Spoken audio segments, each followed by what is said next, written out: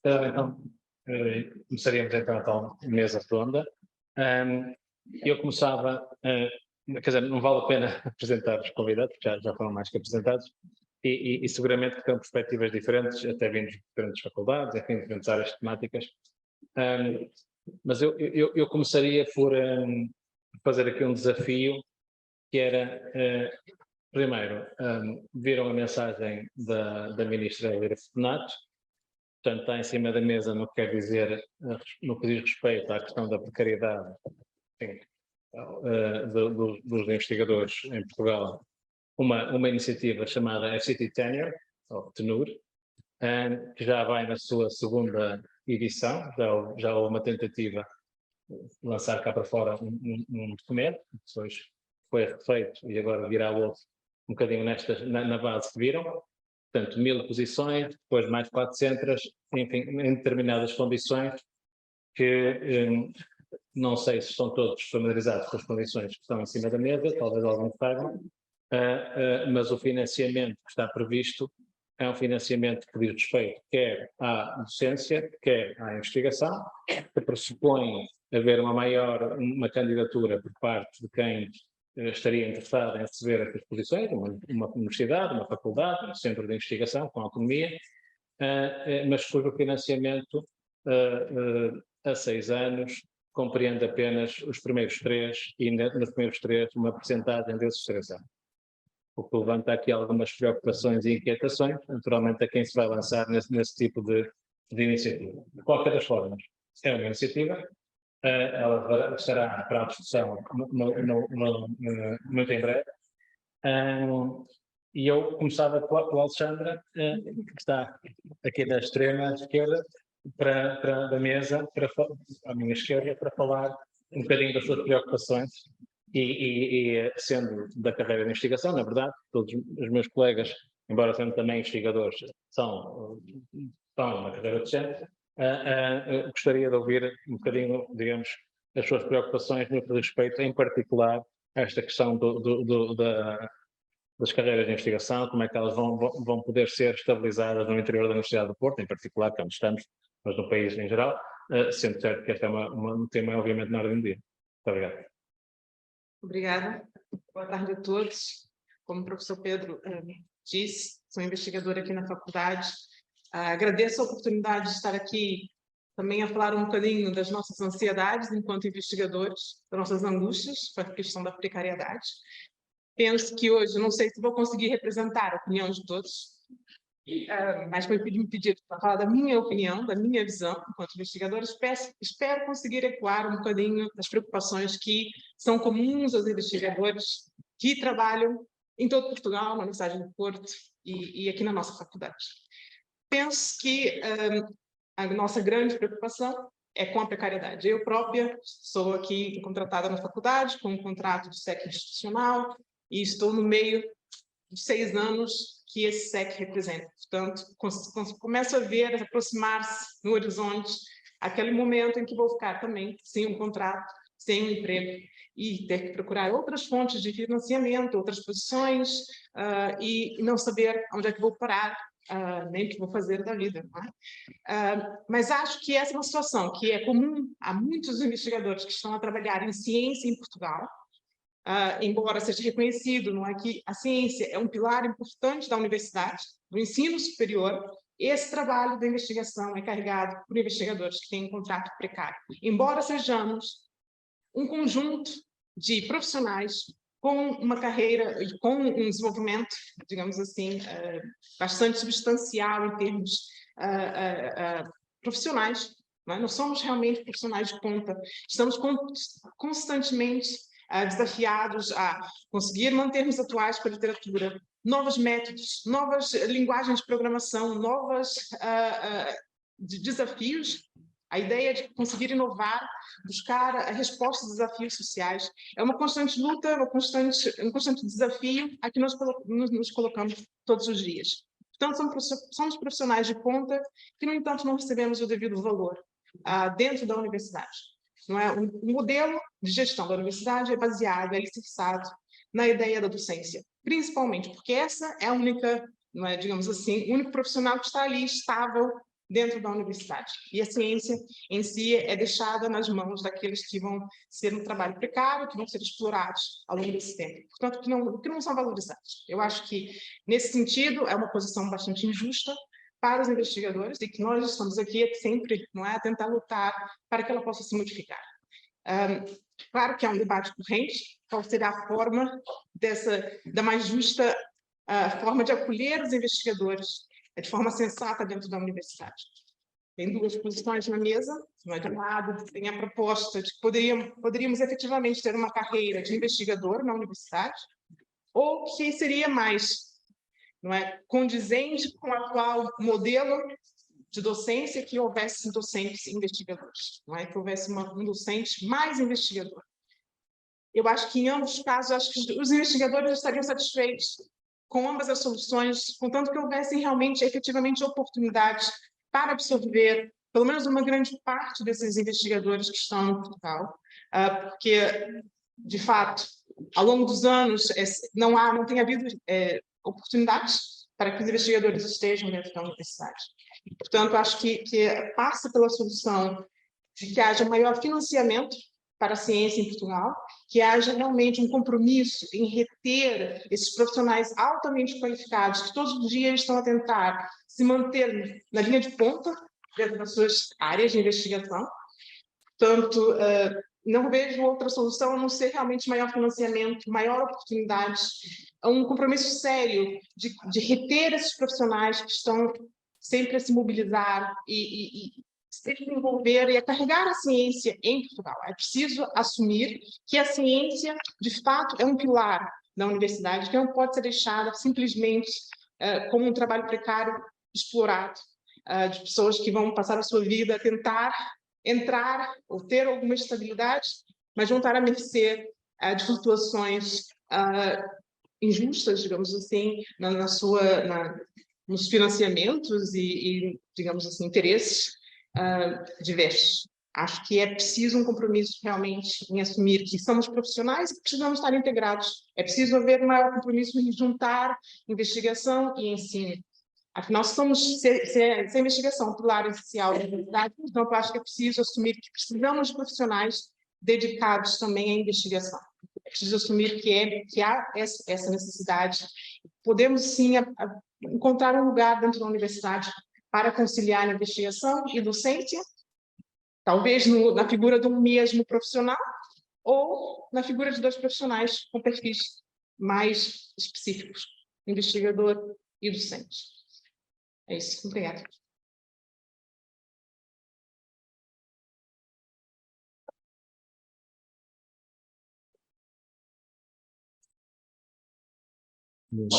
Obrigado, Sandra. Eu só iria complementar dando aqui alguns números, talvez não sejam de conhecimento aqui da plateia.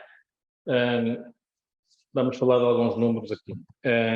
Portanto, em relação ao DL 57, norma transitória, que de resto houve em duas levas, na Universidade do Porto, só com a Universidade do Porto, não estou a falar no ecossistema de investigação, nós iniciamos com cerca de 100 investigadores doutorados na norma transitória com contratos na Universidade do Porto. Neste momento temos 56.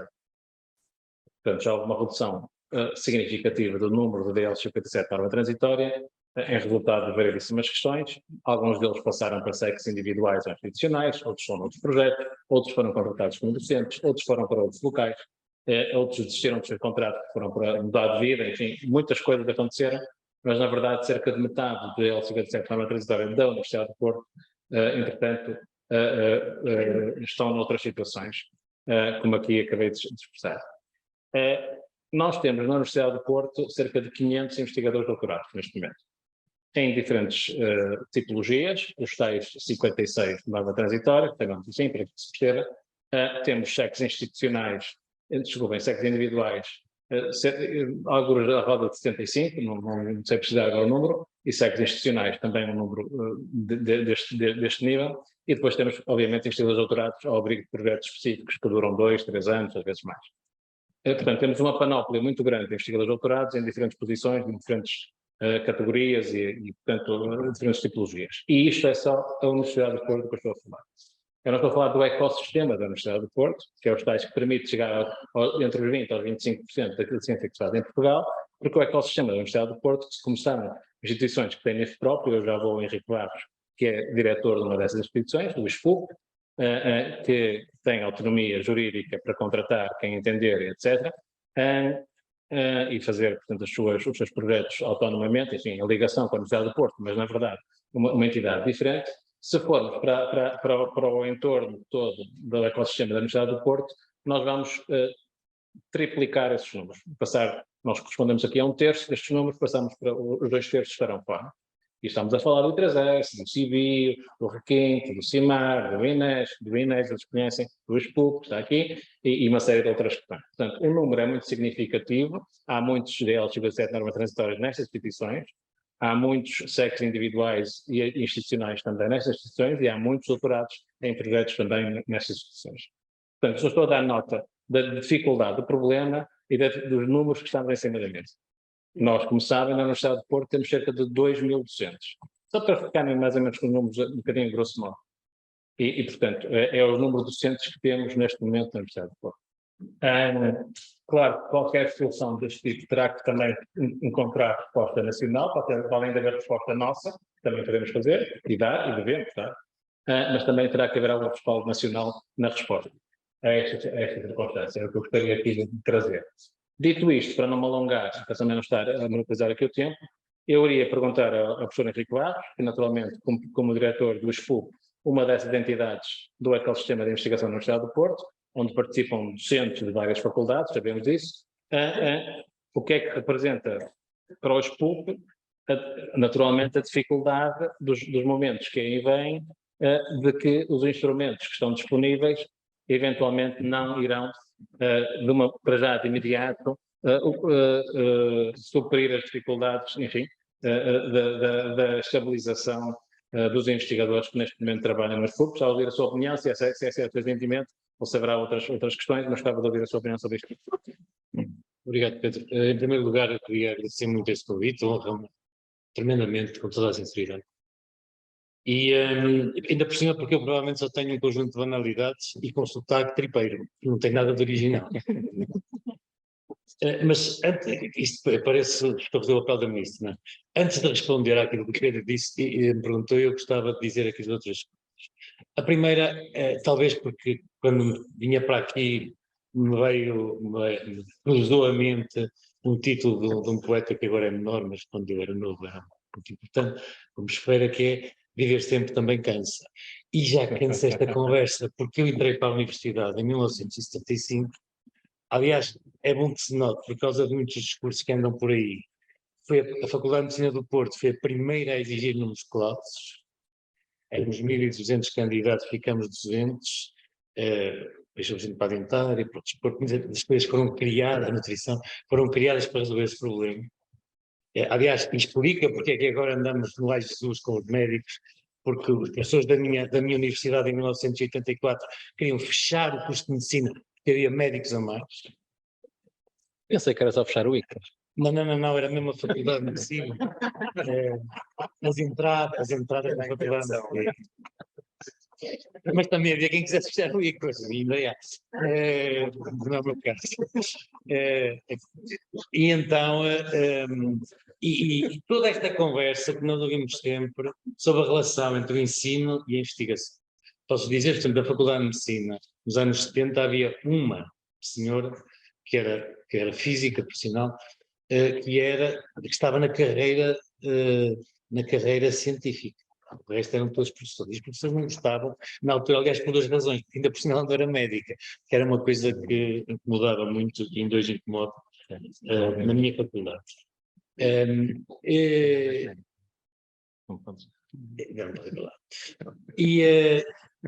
Mas estou a dizer isto porquê? Porque, desculpem, mas eu penso que é importante nós não esquecermos isto. Eu venho de um sítio e estive sentado, ainda estou, numa cadeira que era de um senhor chamado Ricardo Jorge. Em 1885 fez um relatório sobre do Conselho, na altura o Conselho de Instrução, sobre, no caso concreto, para o ensino da medicina, em que discutia várias coisas e propunha algumas. Entre as coisas que discutia, era uma coisa que era muito interessante, é que um professor de Lisboa ganhava mais que um professor do Porto. E também tem piada, porque, é mais ou menos assim, tem piada porque, se repararem, eu não sei se interpretei bem os números, porque fiz isto um bocado depressa, mas os tais 1,68% do PIB, que agora são gastos em ciência, 1% vai para cobrir 1% não é desse período, de 1,68 a 1% dessa parte, não é? Vai para cerca de 25 mil ETIs de investigadores das empresas. E 0,54 vai para 28 mil e tal investigadores no ensino ou nas instituições de ensino superior.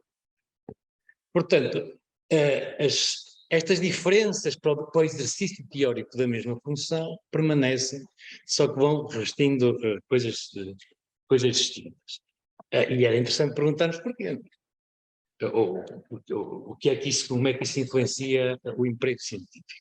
Há uma outra coisa que nós também não podemos esquecer, e eu queria só 2 minutos para isto, é que como é que são financiadas as universidades, as faculdades? Com base, sobretudo, era assim há pouco tempo, agora já não olho mais para isso, porque viver sempre também cansa, com base no pré-graduado, no chamado pré-graduado. E a mim diziam-me, e disseram-me, se você quer fazer doutoramentos, quer fazer mestrados, desenrasque-se. E se precisa de professores, vá buscar ao dinheiro que as pessoas pagam nas pequenas. E durante muito tempo, nem sequer nos era contado esse tempo como tempo de ensino, na nossa carga horária. Isso é fácil de fazer o financiamento. Quantos alunos é que há, quanto é que eu pago per capita, e aí vai. Como é que isso se faz para a ciência? E deve ser isso que atrapalha os decisores. O ponto que vem desde sempre é que houve por isso é que eu falei no Ricardo Jorge, que a seguir, já na altura, a grande questão era se havia alguma cientificidade na altura nos médicos. Eu dizia que não. Aliás, ele nesse livro, que é muito interessante, nesse relatório, propõe que se fechasse a faculdade de Coimbra de Medicina, porque era um bando de indigentes. Está escrito, não sei o que digo. Depois, tornando por uma longa história, há outro ponto central, que é o manifesto do Zé Mariano Gago e o apelo à ideia de que as universidades não estavam a produzir ciência, os professores não estavam a produzir ciência. E que era preciso mudar a situação e, sobretudo, não confundir ciência com tecnologia. Que é outra coisa que continua alegremente a ser feita com esta música celestial da ligação às empresas. Eu, por exemplo, na área em que eu trabalho, não posso ter ligação às empresas. O conflito de interesse é tal. Querem que eu vá buscar dinheiro aonde? À Malboro? À Sograp? Epá, digam. Não é? Claro que depois há coisas que são específicas de cada área, não é? Então, o Instituto foi criado com 2 ideias. A primeira é que nós temos excesso de fragmentação na universidade. Na minha modestíssima opinião, não se justifica haver o número de departamentos que existem de bioquímica, de informática, disto, daquilo, daquilo outro, porque podia-se juntar estas coisas todas e ganhar dimensão, ganhar capacidade criativa, capacidade competitiva e servir os estudantes de uma forma que, ao fim deste tempo todo que me cansou de viver, eu só posso compreender que seja uma guerra entre faculdades. E nós somos uma má federação de estados chamados faculdades e temos dificuldade em ser uma universidade. Quando foi criado o Instituto, foi criado com essa ideia, ou foi proposto com essa ideia, de que nós podíamos juntar as pessoas que trabalhavam nestas áreas, que eram de várias formações de base, desde os sociólogos aos filósofos, dos matemáticos, aos médicos, dos nutricionistas, às pessoas do desporto. E que sozinhos, cada um ou 2 ou 3 no seu sítio, na sua faculdade, não eram minimamente competitivos. E vamos lá ver, a ciência é competitiva. Eu tenho para mim, isto não é nenhuma ideia minha pessoal, é roubado do François Jacob, um tipo para ser cientista tem que ser curioso, ser capaz de fazer perguntas, ser ansioso, não ficar descansado se não encontrar a resposta. E depois ainda tem que ir olhando para quem está a fazer o mesmo, e é daí que entra a competição. Portanto, também não podemos imaginar isto, quer dizer, não é uma tarefa, simplesmente, não é? Tem um grau de sofisticação, de paixão até, que é de uma natureza própria. Mas o Instituto foi criado com esta base que era, então reitor, espero que já foi com o Michel Santos, que disse assim, ok, vocês façam o Instituto e arranjem dinheiro, nós não vos damos onde está. Parem, isto do ponto de vista da Universidade do Porto é estúpido e continua a ser estúpido. Nós não temos uma escola de saúde pública, nós devíamos ter uma escola de saúde pública. Todas as grandes universidades têm escolas de saúde pública, o Porto abdicou disso e continua a abdicar disso. E é estranho, porque reparem, neste caso concreto, agora aí também, com algum gozo, nós somos vistos internacionalmente como uma grande escola de saúde pública. Mas não somos, de facto. Eu compreendo que nesta federação de faculdades não queiram mais maltusianamente, não queiram mais um tipo à mesa do orçamento, ok? Mas pelo menos conversem sobre isso. Porque de facto, depois quando vêm estas coisas, como a pandemia agora, foi o ai Jesus, não? Parem, Portugal é o único país da União Europeia, não sei, por acaso a Lituânia tem, a Estónia e a coisa não sei, que não tem uma licenciatura de saúde pública, por exemplo. Portanto, tudo isto cria circunstâncias para fazer ciência, para dar emprego a cientistas, para abrir espaços de prospecção, vou usar um termo que pessoalmente não me agrada muito, de mercados onde as pessoas com uma formação ao nível de doutoramento podem trabalhar. Agora, só para acabar de dizer uma coisa. As pessoas fazem escolhas na vida. Eu comecei por ser médico, comecei por ser gastroenterologista e depois acabei aqui a falar, a dizer estas banalidades para vocês. Me deu muito menos dinheiro, imaginem que era há 30 anos fazendo endoscopia. Mas eu penso que nós precisamos claramente de compreender que muita gente que faz o doutoramento não é para seguir uma carreira científica. É para ter literacia no sentido mais essencial do termo. É para ter melhor chave. Da mesma, parem, eu estou convencido, posso estar enganado, infelizmente não vou estar cá para ver, mas da mesma maneira que eu ao longo da minha vida me disseram que uma licenciatura não servia para nada, que era o começo, era uma coisa, não é? Provavelmente entraremos num tempo em que o doutoramento tem a mesma função. É apenas mais uma chave que abre um determinado conjunto de portas. Depois, há uma coisa muito aborrecida que eu tenho para vos dizer, é que, de facto, como não é possível fazer uma quadrícula para cientistas como se faz para professores.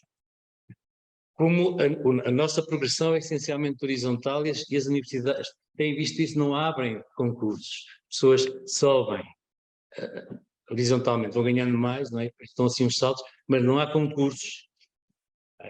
Vejam as oportunidades que as pessoas têm de concorrer aos lugares, porque os provimentos são internos, digamos assim, que é uma coisa que implica tudo isso que a gente tem que falar, o inbreeding, essa coisa. E depois melhores salários, porque sai gente, nós podíamos atrair gente, mas para atrair gente tínhamos que lhe pagar uma coisa que fosse atraente, não é? Senão o movimento é só no sentido da membrana, é só para fora. Mas temos que ter a noção disso, quer dizer, muitas das pessoas que fazem doutoramento, quando começam a fazer, têm que perceber que não é para fazer uma carreira científica. Nem toda a gente que aprende a tocar um instrumento acaba na Sinfónica de Boston. E é isso que nós temos que ter também a noção. Temos que nos bater pelo lugar e pelo ajuste àquilo que somos capazes de fazer. Eu sei que isto não é simpático, vocês podem dizer que é dito por um tipo que já está a sair desta história, mas creio que isso não vai mudar muito.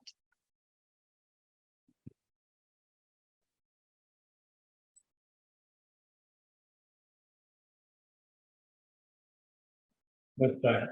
Eu acho que tu não estás nada cansado, porque na verdade foste a tantos temas que só mesmo se a gente seguisse aqui com muita atenção, os temas todos em que tocaste. Eu só diria 2 ou 3 coisas antes de passar ao Nuno, que é o seguinte. O financiamento do ensino superior em Portugal, embora tenha sido visto, e houve até uma reunião esta semana sobre esse ponto, portanto, não parece que vá sair muito do financiamento que diz respeito digamos, às tais licenciaturas. Quando muito irá incluir os mestrados, mas ficará por aí. E, portanto, não há grande disponibilidade na tutela para sair um bocadinho desse modelo, o que quer dizer que o financiamento do ensino superior em Portugal não vai mudar significativamente neste sentido. O que nos traz imensos problemas, obviamente, pelas razões que foram aqui descritas. E, portanto, agora, eu só discordo de uma coisa, que é uma equipa, o pessoal gosta tanto de futebol, uma equipa de futebol não se faz só com Cristianos Ronaldo. Uma equipa de futebol tem que ter gente de todo tipo, tem que ter gente à baliza, gente à frente, gente do lado, gente do outro, e seria ideal se pudéssemos todos ter seleções nacionais, mas as equipas, quer a do Porto, quer a do Sporting, quer outra qualquer, têm que ter jogadores, uns melhores, outros fantásticos, e portanto tem que haver um bocado de tudo, e as pessoas têm que ter a capacidade de poderem estar a desempenhar as suas funções. Portanto, apesar de tudo, embora perceba o que queres dizer, as equipas fazem com todos. E passando à questão das equipas, eu vinha agora aqui ao Nuno Santos, que é de uma equipa de quem já, enfim, traz a investigação na sua, vou dizer, alma, se quiser, até porque vem do mundo das estrelas e da astronomia. Como sabem, o Nuno é professor na Faculdade de Ciências e tem, neste momento, uma bolsa EFC dos Advanced, já tinha tido uma outra no passado, com Starting, e, portanto, naturalmente, por investigação percebe ele, e eu gostava de o ouvir, digamos, sobre o tema que aqui nos traz, que é os desafios da ciência no contexto do ensino superior em Portugal, onde ele está inserido, e até internacionalmente, falou-se muito internacionalmente, mas de facto, se há pessoa que em termos internacionais poderá também falar, obviamente, dentro do seu âmbito, será aqui o Nuno Santos, e portanto eu podia recomendar. Ora, muito boa tarde a todos. Em primeiro lugar, agradecer o convite, que realmente muito me honra. Eu sou, enfim, o extraterrestre aqui, e portanto é uma sensação engraçada também. Eu devo dizer que quando ouvi o discurso inicial do professor Pedro Nobre e do professor Pedro Rodrigues, eu pensei, bom, já disseram tudo o que eu tinha pensado dizer. E, de facto, eu quase concordo inteiramente com aquilo que foi dito. Acho que o diagnóstico que foi feito foi muito, muito bem conseguido. Mas talvez eu possa complementar um pouco essas palavras com um resumo do meu percurso e daquilo que é, vamos dizer, a minha angústia neste momento em relação à ciência em Portugal. Eu vou tentar pôr as coisas do ponto de vista positivo, nem sempre se consegue, mas eu vou fazer o meu melhor. Em primeiro lugar, enfim, eu cheguei à Universidade do Porto em 2007, portanto eu não nasci, vamos dizer, cientificamente na Universidade do Porto, cheguei em 2007, em 2009 tive de facto a primeira bolsa do European Research Council, que me permitiu, e eu digo me permitiu no sentido em que eu era o bolseiro, mas na verdade sem a ajuda do Centro de Astrofísica da Universidade do Porto, sem a ajuda da Universidade do Porto, e eu já vou dizer também, sem a ajuda da FCT, eu não teria conseguido, ou nós não teríamos conseguido, acho que somos nós, construir uma equipe. Portanto, a área em que eu trabalho é procura e estudo de planetas que orbitam outras estrelas, portanto andamos à caça de uma outra Terra, não para fugir desta, porque não vamos conseguir, mas para saber se estamos sozinhos no universo.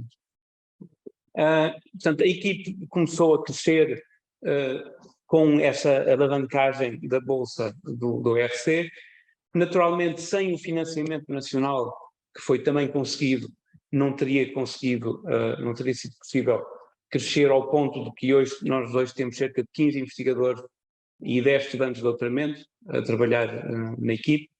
A estratégia desde o início que foi delineada foi uma estratégia de internacionalização. Nós envolvemos muito cedo em grandes projetos internacionais. Os astrónomos olham para cima, mas para olhar para cima têm que ter a capacidade tecnológica para olhar para cima, não é? E fazer as suas descobertas.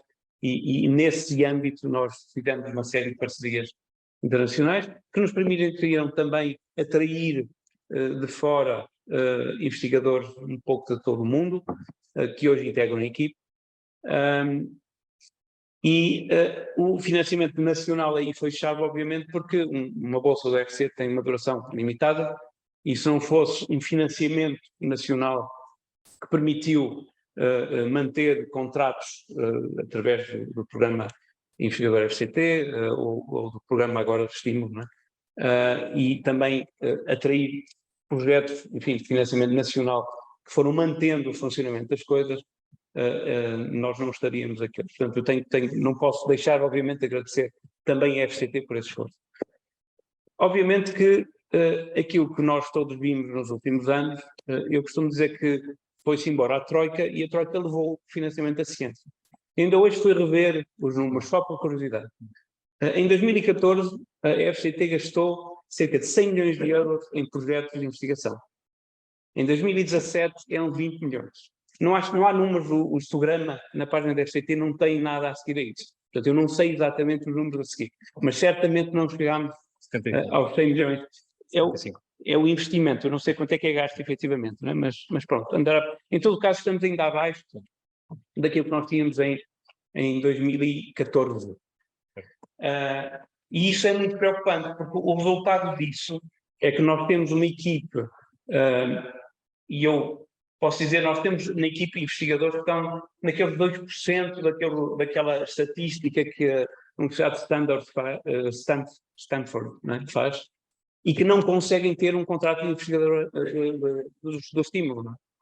E não conseguem, não é porque eles não sejam excelentes, é porque quando temos taxas de sucesso tão baixas, entramos naquela lotaria de uns têm por acaso, e depois os outros todos estão excelentes, estamos a deitar fora. Não é? O resultado disso é que nós estamos a ver claramente as equipes a evaporar. E eu acho que é uma pena, não é? Porque não é só a equipe que nós temos, e nós temos várias equipes no Instituto, em diversas áreas da ciência, que têm investigadores excelentes, mas é de facto, por toda a ciência em Portugal, nós estamos a ver um desperdício de recursos. E isso custa-me. Eu só em 2015 é que tive um contrato na Universidade do Porto, e portanto ainda está muito presente na minha mente a angústia que é não saber o que é que me vai acontecer no próximo ano, não é? Quer dizer, ainda percebo perfeitamente os nossos colegas investigadores. E, portanto, aqui há realmente um problema. Eu não sei como é que este problema se resolve. Não é? Obviamente que é preciso injetar dinheiro. Eu não creio que seja preciso injetar tanto dinheiro como aquele que se calhar pensamos, porque nós estamos a financiar há muitos anos investigadores. Portanto, em vez de lhes dar um contrato precário, podemos tentar integrar aos poucos, não é? Eu acho que isso é evidente. Mas, enfim, são apostas políticas. Agora, tentando agora ver a coisa pelo lado positivo, ou olhando para o futuro, numa perspectiva tentando ser positivo. Nós temos mais de 3.000 investigadores no nosso sistema. Temos, como já foi mencionado, universidades que têm corpos docentes envelhecidos. E, portanto, temos aqui um problema, mas uma oportunidade. Quer dizer, temos investigadores para resolver o problema que as universidades têm. Eu concordo inteiramente que a carreira de investigação e a carreira de docência, eu se calhar ia mais longe, eu acho que tem de ser fundida.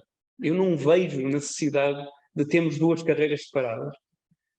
Eu acho que aquilo que tem que acontecer, e se calhar sendo um bocadinho provocador, é que aqueles que estão a fazer investigação dão menos aulas, aqueles que estão e são avaliados pela investigação, mais fortemente, e aqueles que não querem fazer investigação, dão mais aulas e são mais avaliados pela componente de docência. Não? E, obviamente, se nós tivermos um modelo desse, eu fiz há pouco tempo assim, um número por alto, no Departamento de Física e Astronomia nós somos cerca de 30 docentes. Se nós integrássemos todos os investigadores que estão nas unidades de investigação do departamento, muitos desses investigadores, aliás, já dão aulas no departamento, porque o departamento tem necessidades docentes que não são suprimidas pelos docentes, porque a ciência evolui demasiado depressa, e porque os docentes estão muito carregados de aulas. Portanto, se os integrássemos todos, eu tenho a certeza que no médio e longo prazo, todos os docentes teriam tempo para fazer investigação, que hoje não têm. Não é? E têm muita dificuldade em encontrar esse tempo. E, portanto, tudo isto tem que ser visto, a meu ver, como um todo. Eu não tenho soluções, tenho muitas perguntas, mas acho que nós temos que pensar nisso. Dito isso, e só para terminar, se me deixarem, nós temos aqui agora um mecanismo com um grande ponto de interrogação, que é o FCT Tenure. Eu não percebi muito bem como é que isso vai enquadrar, como é que as universidades vão poder... mas pronto, eu creio efetivamente que não está muito claro. Eu espero, muito honestamente, que a tutela dê às universidades os meios para poder implementar um programa como este. Idealmente, no entanto, e aqui as minhas duas ressalvas, isto já devia ter começado há 15 anos, não era agora. E nós devíamos integrar todos os anos 50, 100 investigadores nos quadros das universidades. Ora, isso não aconteceu e agora temos de facto um problema gigantesco em mãos e vamos ter, se isto funcionar, é uma ponto de interrogação, mas se isto funcionar, nós vamos ter um pico de investigadores a integrar as universidades, mas isto não pode funcionar assim no longo prazo.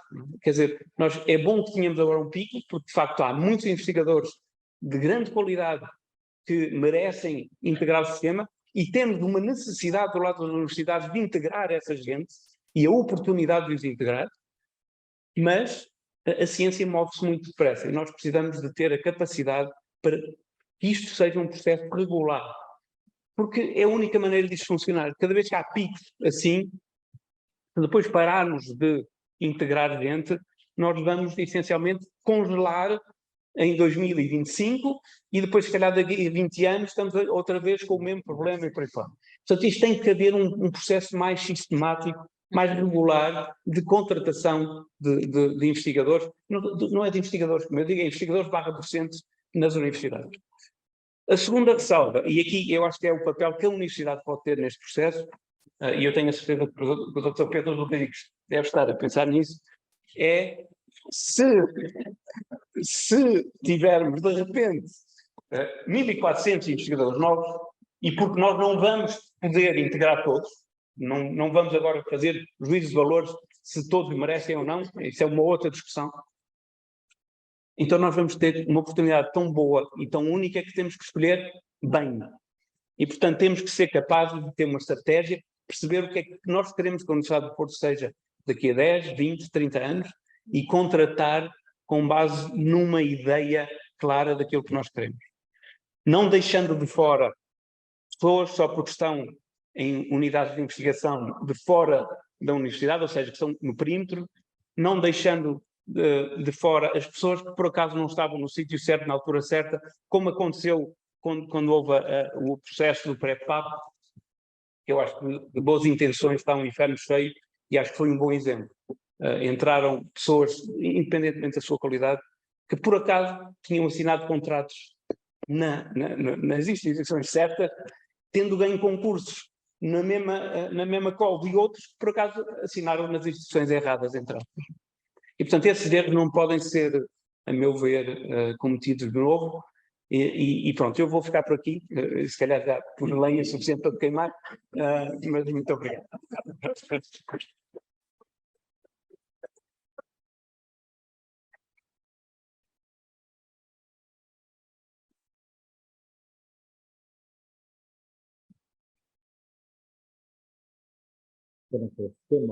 Muitos aplausos cedo. E os processos de Inquisição, enfim, não vamos falar deles, já foi há muito tempo. Eu gostava de falar de duas outras coisas aqui antes de passar a oportunidade, que é o seguinte.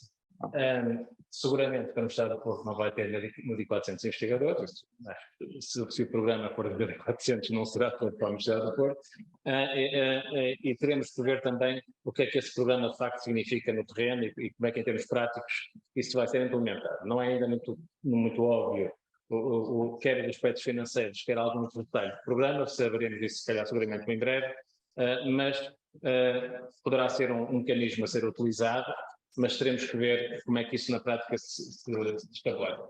Eu só queria voltar aqui um bocadinho atrás e também pegar, enfim, numa coisa que o professor Henrique Lopes falou e que o professor Nuno Santos também, que tem a ver com a organização da ciência, agora, na nossa Universidade do Porto. Eu não gosto do termo perímetro, eu não gosto do termo ecossistema de investigação. Detesto o termo perímetro, periférico, no centro, de fora, não gosto desse tipo de termos, usa-se o perímetro naquela coisa do perímetro orçamental, é verdade. Mas isto é lá no orçamento, nós estamos aqui a falar de ideias mais conceptuais, também é muito importante o orçamento, mas temos que falar de outro tipo de contexto. Portanto, o nosso ecossistema de investigação da Universidade de Porto tem 48 unidades de investigação. Tem 17 laboratórios associados, metade dos que existem no país, praticamente. No país existem mais de 300 e tal unidades de investigação, 48 estão connosco, e eu devo dizer que este também é um dos problemas da Universidade de Porto. Eu tenho feito uma campanha incessante para diminuir o número de unidades de investigação que há na Universidade de Porto, com muito poucos resultados, devo dizer. Ainda consegui que, no caso de alguns laboratórios associados, houvesse alguma congregação de esforços e aparecessem alguns laboratórios associados. Enfim, o professor Henrique Quadros é diretor de onde tem 3 unidades de investigação, uma do ICVAS, outra da Faculdade de Desporto e outra do SPUC, onde estou diretor, todos a concluir no mesmo laboratório associado, mas não se tem caminhado, em termos de unidades de investigação, em aumentar a sua dimensão e digamos, a sua massa crítica. Porquê é que isto é importante nos desafios da ciência e do ensino superior em Portugal?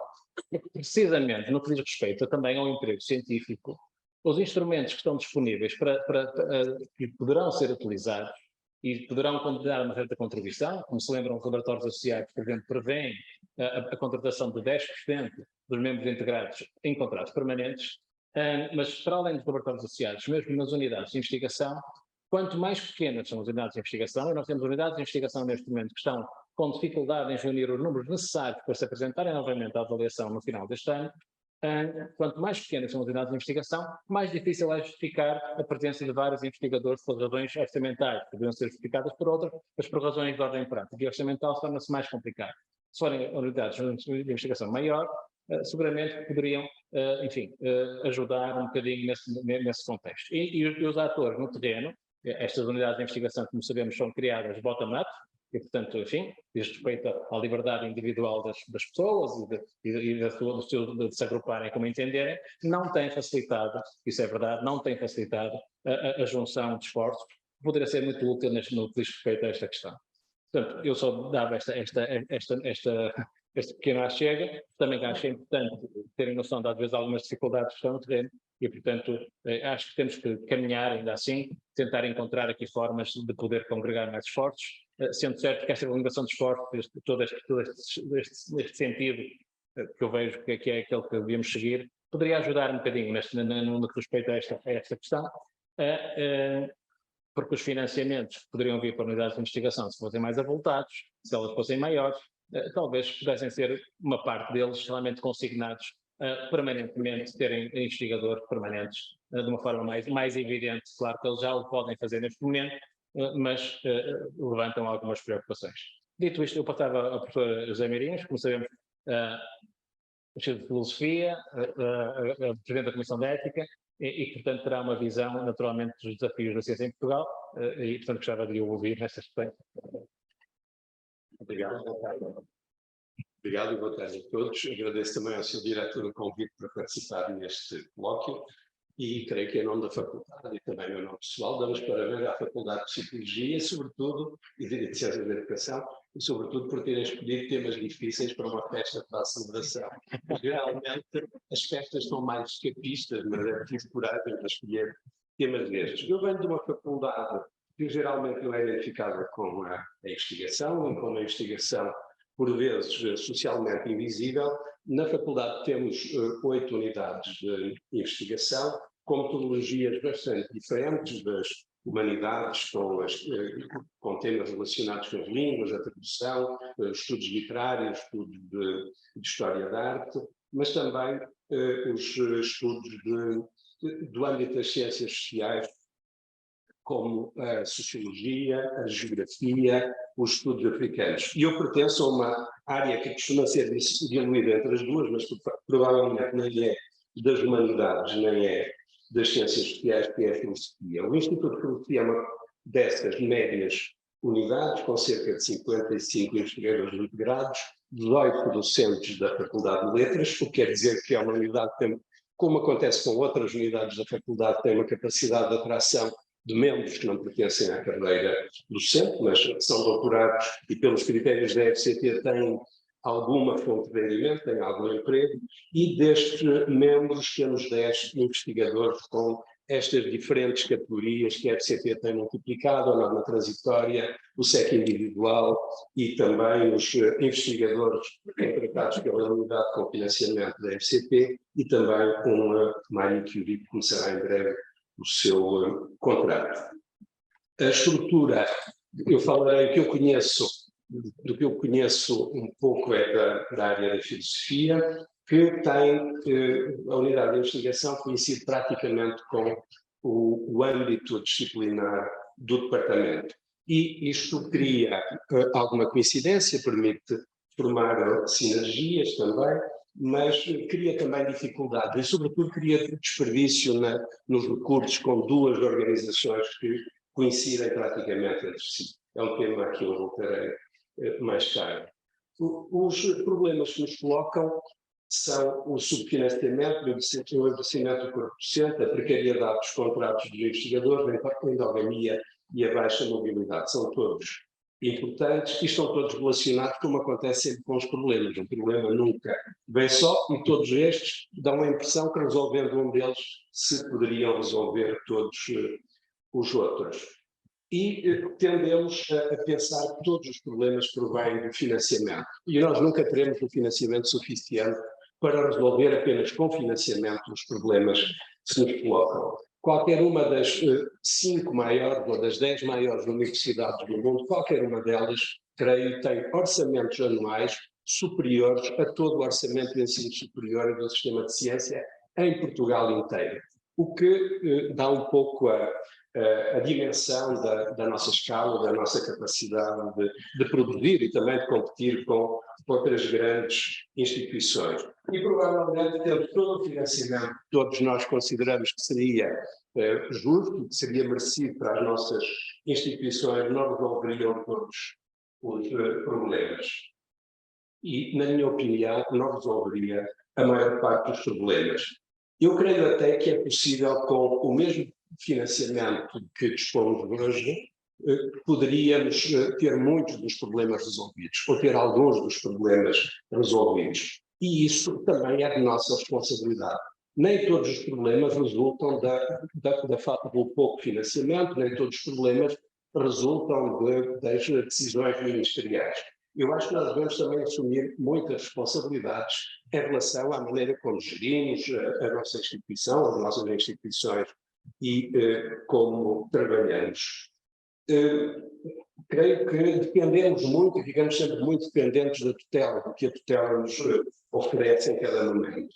Mas, claro, temos razões para criticar a tutela e pedir outra forma de gerir a ciência. Mas eu creio que poderiam ser introduzidas 2 ou 3 modificações que exigiriam muito de nós, que poderiam levar-nos a outros resultados, mesmo com o financiamento que temos. E pelo que a senhora Ministra indica na mensagem que nos deixou, não devemos esperar grandes mudanças no volume de financiamento que vai ser disponibilizado à ciência e ao ensino superior proximamente.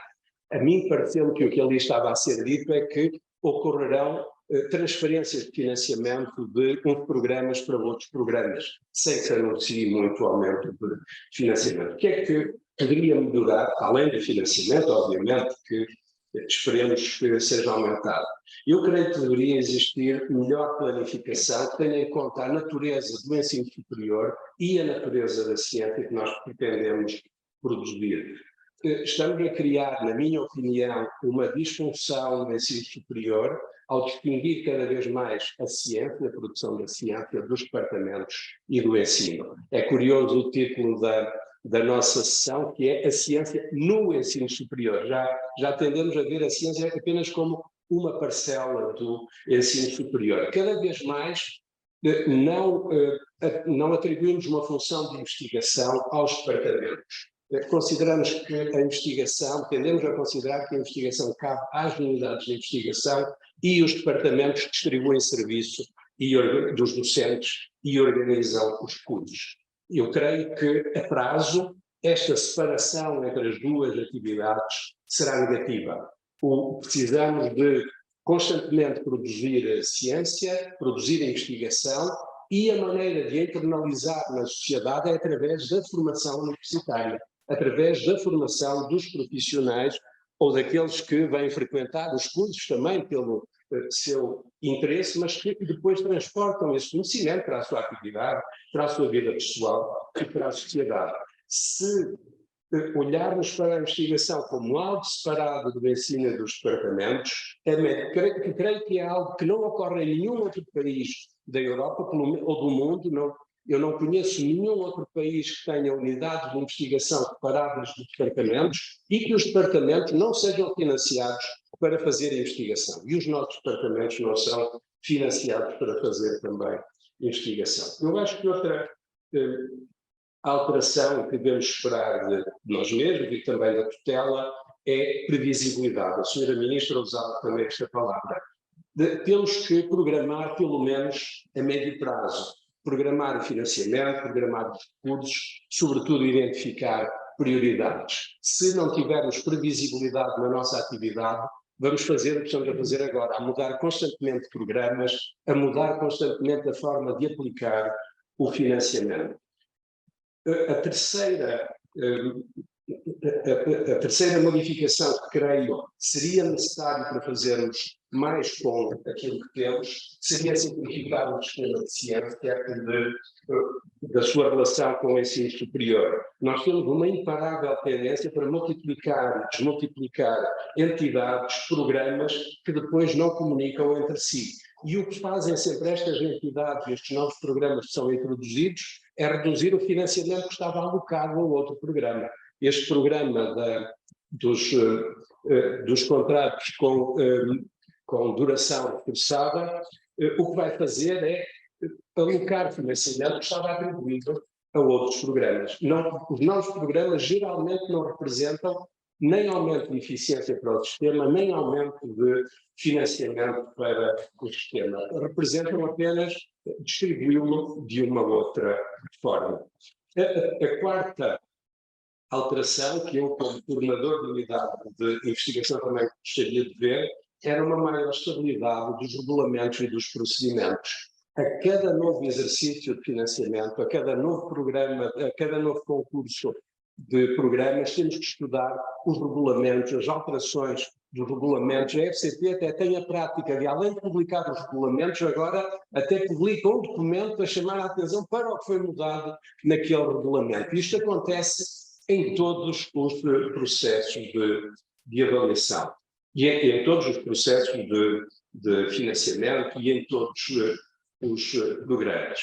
Quanto a algumas expectativas, sobretudo pessoais, a primeira delas tem a ver com essa separação que a mim me parece crescente e negativa de excluir a investigação dos departamentos universitários, não local apenas unidades de investigação, que muitas vezes coincidem, muitas outras vezes também não coincidem com os departamentos, o que cria sempre dificuldades da interrelação entre os departamentos e as unidades de investigação. Essa interrelação muitas vezes depende de quem a faz, de quem faz a investigação e de quem é docente, se ele consegue a abertura do departamento para incorporar algumas atividades da unidade de investigação, ou se consegue que a unidade de investigação seja sensível às necessidades dos departamentos. Ou há essa ligação pessoal, ou ela tende a não funcionar. Eu não quero generalizar, estou a falar da minha experiência enquanto diretor de departamento e diretor de unidade de investigação, é o que eu vejo acontecer. E eu atrevia-me até a propor que, como início de mudança desta separação, que os departamentos também fossem autorizados a candidatar-se a financiamento. Não podem fazer, só podem fazer unidades de investigação. Porque é que os departamentos não se podem também candidatar a investigação, a financiamento de investigação? Não sei se isso vai mudar.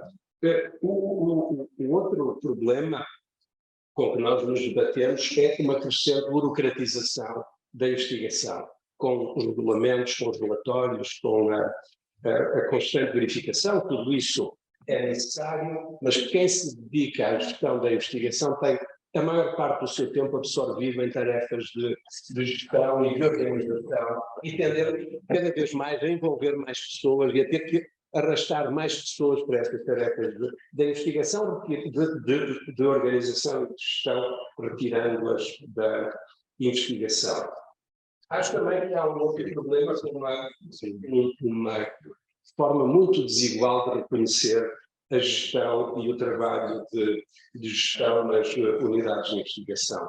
Eu creio que somos o único país, pelo menos que eu conheça, que no mundo universitário ou na investigação não reconhece nem retribui o trabalho de gestão. Em qualquer outro país há uma retribuição por estas tarefas de gestão. Isto só quer dizer que no nosso país elas de facto não são reconhecidas. E eu não conheço nenhum outro país onde isto aconteça. Acho que o nosso hábito de considerar quem se dedica à gestão apenas o faz porque quer, contribui para a não valorização da própria atividade. E o país deveria olhar de uma outra forma para as atividades de gestão, porque é isso que em muitos casos faz com que não haja um suficiente número de pessoas que está disponível a dedicar-se às tarefas de gestão e a dedicar algum do seu tempo, porque também considera que ele não é retribuído. Agora, quanto ao... Eu não sei se ainda tenho algum tempo, porque ainda tenho algumas queixas para sobre o financiamento. Eu não estou a ter responsabilidade a ninguém, mas quero sublinhar isso. Creio que, em muitos casos, muitas destas questões devem ser, ou pelo menos devem poder ser resolvidas por nós próprios. A experiência que eu tenho ao longo do tempo na unidade de investigação com os investigadores é que há muitas disfunções introduzidas pelo modo como os investigadores são escolhidos para as instituições. Os investigadores candidatam-se individualmente e depois são escolhidos por um painel internacional, que não conhece muitas vezes a organização do nosso sistema, não conhece as instituições e tende a escolher os projetos, que muitas vezes estão de acordo com a corrente maioritária daquele domínio. Nem são projetos disruptivos, mas estão mais bem organizados, correspondem àquilo que os painéis costumam esperar. E o que acontece é que há muitas instituições que depois ficam com setores que estão muito reforçados, porque como já têm financiamento, como já têm investigadores, tendem a obter mais financiamento e mais investigadores nessa sua especialização, enquanto há outras áreas que não estão cobertas. E eu estou de acordo com o professor Pedro Rodrigues, uma instituição universitária com uma equipa de futebol ou com qualquer outra equipa é feita também de diversidade. E o ensino superior e a ciência têm que ter a máxima diversidade que possa ter, com qualidade, obviamente. Porque se o objetivo com o financiamento da investigação não é nós termos uma comunidade capacitada e atualizada com internacionalização, então o Estado, se só quer ter resultados de investigação e que o seu financiamento contribua para patentes ou contribua para publicações, pode fazer como a Arábia Saudita estava a fazer, terciariza esta função, paga a investigadores de outros países que digam que trabalham para Portugal e os rácios aumentam. O sistema de ensino precisa de ter diversidade, ter os melhores e desenvolver a investigação em todos os domínios, porque é isso que faz com que a investigação depois possa ser transferida também para a sociedade. E o que acontece com os painéis de investigação é que muitas vezes eles não conhecem a diversidade, não conhecem o sistema. Todos nós já nos queixámos do desajustamento dos painéis de avaliação, que não correspondem às áreas com as quais nós nos candidatamos, porque são muito afunilados na sua composição, porque nós temos mais diversidade na investigação do que a diversidade que há nos painéis de investigação. E por melhores esforços que os membros do painel façam, nunca vão conseguir ter uma avaliação justa e interior dos projetos que lhes são apresentados. Agora, ainda uma última questão quanto à endogamia e à mobilidade. resulta tudo isso. Se houvesse mais dinheiro para contratarmos e se ao longo do tempo tivesse havido mais dinheiro para contratações, o nosso sistema teria mais gente, provavelmente com mais diversidade etária. Mas eu creio que este sistema, como isso também já foi mencionado, o sistema que estamos a viver nos últimos anos, em que as contratações ocorrem sobretudo na área da investigação, esperando que os investigadores depois entrem no sistema, o que faz com que aconteça, é que já foi mencionado, é que os investigadores, quando entram no sistema universitário e poderão entrar nos departamentos para dar aulas, já fizeram uma boa parte da sua carreira, já têm uma carreira longa de, por vezes, de 20 e 25 anos, já ultrapassaram os 50 anos. E isso faz com que depois também não haja os departamentos serem pequenos, serem envelhecidos, faz com que não exista mobilidade. Eu creio é um dos grandes problemas da Universidade Portuguesa. A mobilidade é praticamente inexistente, mas isso também resulta do facto de termos uma comunidade académica bastante pequena, onde as oportunidades de mobilidade são muito reduzidas. Como é que isso poderia ser alargado? Poderia, por exemplo, poderiam ser criados incentivos através destes programas, ser criados incentivos às instituições, desde que elas tenham um corpo docente de dimensão adequada, para libertarem docentes e acolherem docentes de outras instituições. Tem programas de mobilidade, não tipo a semana, como acontece com o Erasmus, mas programas de mobilidade que pudessem ter uma extensão maior, permitindo mesmo ao sistema de trocas consentidas entre docentes, como há em muitos outros países. E, sobretudo, agora que o Ministério se prepara para consolidar a separação entre estas duas carreiras, investigador e docente, deveria estar prevista a mobilidade e a transferência entre as duas carreiras.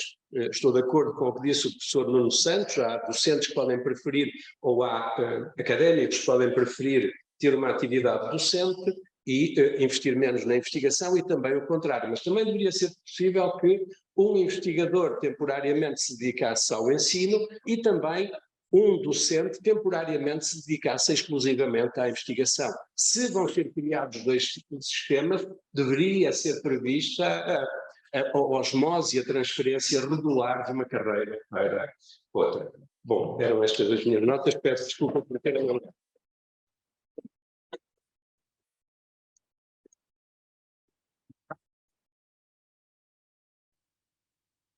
Bom, eu acho que vou fazer um comentário e depois fazer uma ronda final muito breve, porque penso que estamos muito em cima do tempo, mas só queria dizer aqui ao professor Meirinhos duas ou três coisas da sua intervenção que eu retirei, que eu acho que tipificam um bocadinho o que é a nossa Universidade do Porto. Eu já disse isto quando foi na sessão do Conselho Geral, nós não temos one size fits all, ou seja, nós temos uma universidade muito diversa. A questão dos departamentos pode ser muito importante na Faculdade de Letras, não é muito importante nas outras faculdades, portanto essa questão não é uma questão estudante. Elas organizam-se em departamentos, nos seus departamentos têm importância muito diversa em diferentes faculdades, e a questão, já agora, que eu gostava também de pôr, era que a importância do trabalho de gestão, que foi o que falava, também diz respeito e usar esse trabalho de gestão na avaliação, diz respeito aos conceitos científicos das unidades orgânicas. São elas que determinam, em boa verdade, aquilo que é a avaliação docente institucional. E que, portanto, poderiam dar mais ou menor peso à área de gestão, seja na sua avaliação institucional anual, seja quando olham para, por exemplo, currículos, quando fazem a contratação de pessoas. E o que eu não vejo, e eu que talvez não saibam, fui a pessoa que mais concursos presidiu em toda a Universidade de Porto desde sempre, não vejo grande vontade de mudar essa questão. A área da gestão é sempre uma área mitigada, digamos, acomodada nos 10% ou até menos, ou enfim, o que for, e não é altamente valorizado. E está na mão das pessoas que fazem esses concursos, promovem esses editais, nos conceitos científicos que os ocorram, em fazer essa mudança também. Portanto, acho que há aqui várias responsabilidades de parte a parte, também é preciso não exagerar. Em relação aos painéis de investigação, conheço que de facto é muito difícil, a avaliação é sempre complexa, não estou aqui a fazer advogado da FCT longe disso, mas conheço que é um trabalho difícil, é muito difícil ter painéis de todo tipo em todas as áreas, sendo certo que pelo menos a nossa Universidade do Porto, e valha-nos isso, nos conselhos científicos desta vez, tem 8 elementos representados nas áreas presentes, portanto temos lá um número alargado de representantes e, portanto, o que é bom, porque querem dizer que nos conselhos científicos também podem pugnar, porque é aí que se levantam algumas dessas questões, como é que se fazem as avaliações, quais são os painéis, etc.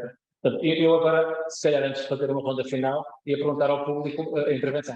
Senhores diretores e investigadores que estavam a usar a palavra, investigadores aqui na casa, e a descobrir que o nosso colega que não tem nada vai fazer a apresentação a partir de serviços no assunto. Sim. É muito breve, pedimos compreensão porque responde às nossas Faz favor. aspirações de todos, não é?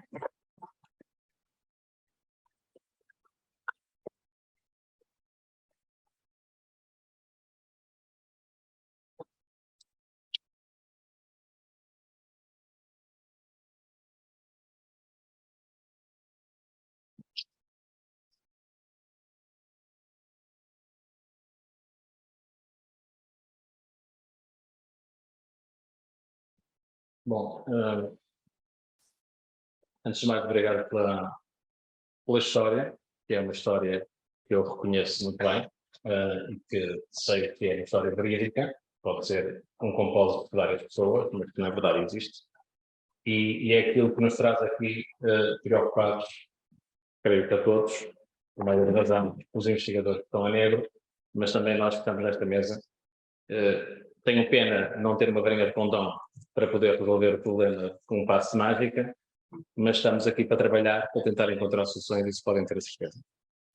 E quem me conhece e trabalhou comigo há muitos anos, sabe que esta preocupação, que eu identifiquei logo há 6 anos quando cheguei cá, estava em cima da mesa e neste momento é o que estamos a viver, já mais agora, e portanto a única coisa que eu posso dizer é que dentro do quadro institucional que eu posso trabalhar e tentarei tudo junto da tutela e junto da nossa universidade para que se encontrem soluções que se calhar não serão soluções nem para todos, nem aquelas que se tenderiam que seriam as mais justas, mas pelo menos tentar mitigar o máximo de problema sei que existe.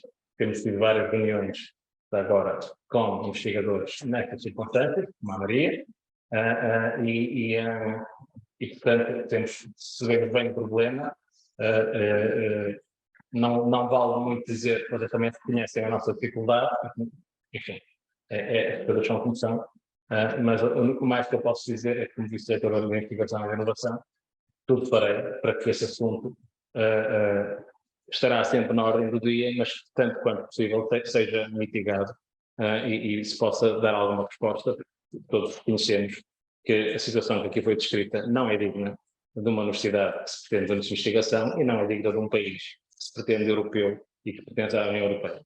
E, portanto, lamento muito, é uma coisa que posso dizer em nome da Universidade do Porto, que tenho chegado até aqui, mas o que eu posso fazer da minha parte é o esforço meu, pessoal, e intervir naquilo que posso intervir. Naturalmente que há responsabilidades partilhadas, desde a tutela à Universidade do Porto, às faculdades, às unidades de investigação, até aos departamentos, se quisermos, mas a parte, digamos, mais fraca, o elo mais fraco está na Maria, que aqui foi falar pela vossa voz, e agradeço muito essa intervenção, que é muito comovente, de resto, e me traz muito preocupado. Eu só queria, se calhar, fazer uma pequenina ronda pela mesa, porque sei que estamos atrasados, uma intervenção muito curta e faria outra vez, eu pedi à Alexandra para falar também um bocadinho, coisa rápida, se puderem ser.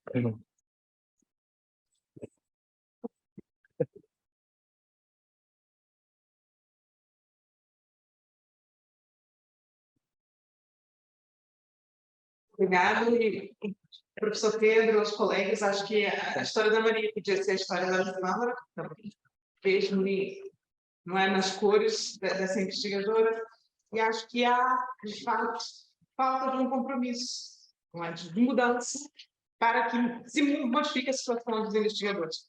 O professor Henrique já falou, estamos cansados dessa história, a história parece que se repete, parece que não aprendemos com ela, parece que não há mesmo sentido de mudança, mas é preciso haver, acho que, alguma vontade de que haja uma mudança. Eu acho que conversasse aqui um bocadinho sobre essa questão. Será que vale a pena ter uma carreira de investigador comparado com a docência? E às vezes acho que seria tão interessante ter essa ruptura, só para ver o que acontece, porque acho que tem um imaginário de um terror, de que se houver um investigador realmente contratado na faculdade que vai acontecer alguma coisa terrível, não é? Se começarmos a absorver essas pessoas, dar lugar, não é, decente de trabalho aos investigadores, que alguma coisa vai acontecer, vai se romper a universidade, vai se ruir tudo para baixo. Eu acho que vai ser preciso um lugar de coragem para realmente pensar uma universidade diferente, na qual a investigação tem um papel, é um pilar mesmo substancial, e há reconhecimento para os investigadores.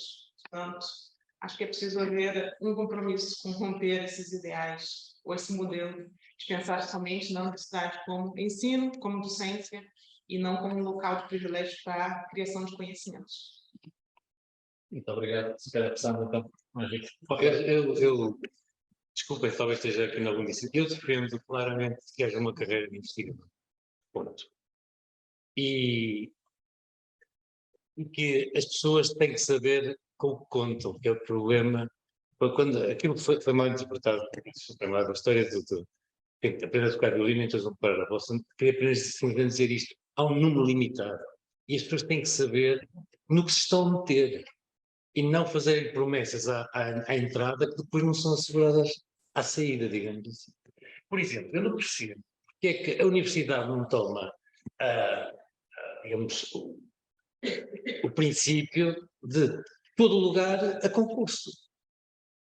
Porque, desculpem lá, eu lamento, talvez seja da velhice, mas há compadrio, nepotismo, essas coisas todas, até dizer chega nas faculdades. E se nós não tivermos a coragem de dizer que isto existe, podemos tentar compreendê-lo, podemos tentar perceber porque é que lá chegamos, do que quiser.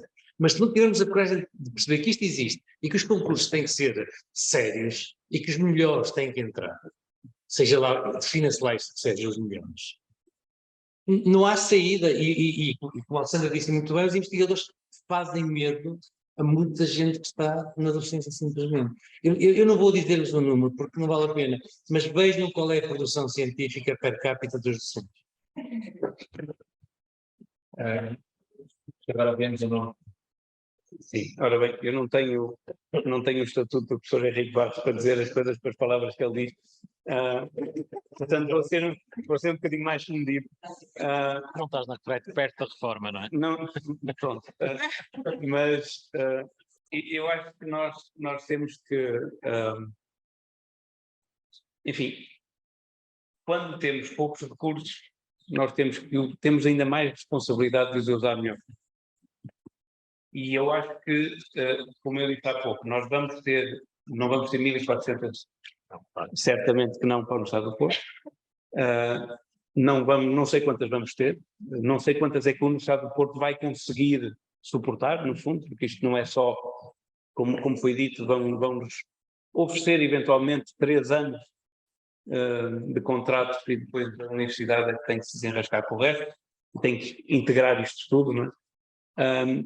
Mas eu acho que é muito importante que os poucos, ou seja, as poucas centenas, espero eu, se consigam trazer para o Estado do Porto, sejam realmente usadas com estratégia. Portugal é um país que é excelente a desenrascar e muito mau a planear.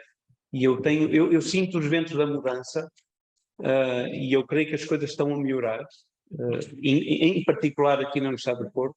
Preocupa muito aquilo que foi dito, que é às vezes o discípulo da pessoa X de repente tem uma oportunidade fantástica, mas o outro que se calhar até está a fazer melhor trabalho porque não tem o bom padrinho, é assim que se costuma dizer, fica de fora, não é? E portanto quem aposta não é na pessoa que traz o melhor para a universidade, mas é na pessoa que por acaso estava no sítio certo na altura certa, não é? E é isso que eu acho que nós temos de ter muito cuidado, ou seja, não tenho dúvida, como disse o professor Henrique Barros, nem todos vão ter a oportunidade de ter uma posição estável, mas isso há uma responsabilidade muito grande a este lado de escolher, eu não digo os melhores, porque os melhores é uma palavra muito complicada, mas aqueles que pelo menos sejam a melhor aposta para a universidade. E era isto.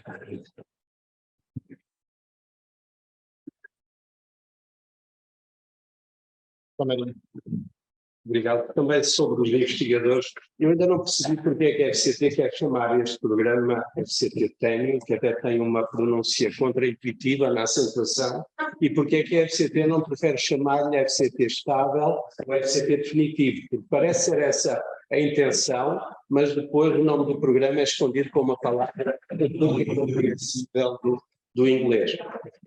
A outra questão ainda sobre os contratos de investigador, é um aspecto, creio que ninguém tocou e que é um problema. Eu acho que os salários destes investigadores também são baixos e deveria haver ou uma atualização dos salários ou a criação de salários condignos. Porquê é que eu digo? Porque a minha unidade de investigação, nos últimos anos, perdeu 6 investigadores estrangeiros que tinham entrado pelos múltiplos programas, porque todos eles conseguiram nos países deles, embora tivessem até vontade de permanecer em Portugal, mas todos eles conseguiram nos seus países contratos mais bem remunerados e estáveis e definitivos, coisa que os contratos de investigador não garantiam, nem um salário adequado, nem um horizonte de duração adequado. E a mim parece que este nome deveríamos obrigar a que a mudança começasse pelo nome, que eles chamassem FCT estável ou FCT definitivo, para que fosse mesmo isso, e não fosse apenas um arremedo de um contrato com um nome inglês para parecer moderno. Isso só.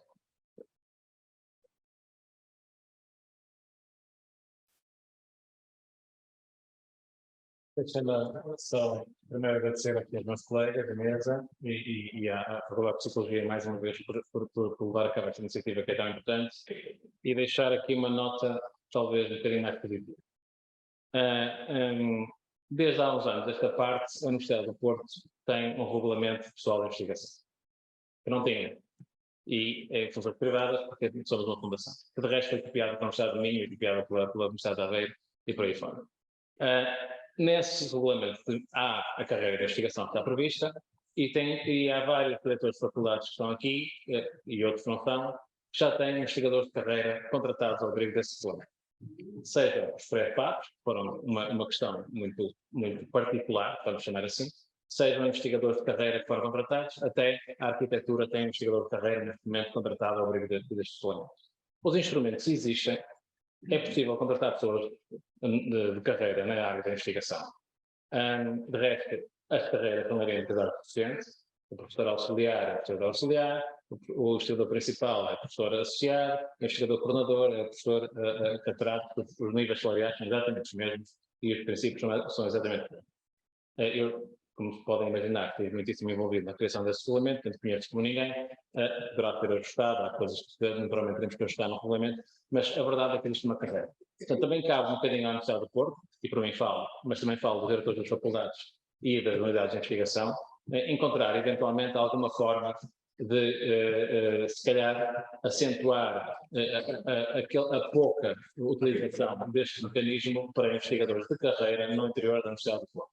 Se quer de investigação, a nossa universidade, naturalmente poderá também, aqui e ali, não serão os 1.400 seguramente, mas também ninguém está à espera disso, mas aqui e ali, e com parcimónio, e dentro das possibilidades que tem, porque as unidades de investigação, vamos Deus, também não vão fechar todas aqui daqui a 4 anos ou daqui a 5 anos, elas vão perdurar no tempo, sabemos bem disso, já temos mais de 30 anos de unidades de investigação, portanto também já conhecemos bem quais são os orçamentos. Evidentemente que não podemos, numa unidade de investigação muito pequena, chegar e contratar 10 investigadores de carreira, porque isso iria, obviamente, ter um impacto orçamental muito grande no próprio funcionamento da unidade, mas alguns, um ou outro aqui e ali, em unidades diferentes, etc., poder-se-á fazer, e eu creio que esse instrumento poderá ser usado no futuro, e, portanto, caberá à nossa Universidade do Porto, às faculdades onde as unidades de investigação estão inseridas, e seguramente aos laboratórios que estão no nosso ecossistema também, e fazendo isso, de resto alguns já têm feito, e portanto, há a começarem também no ecossistema de investigação,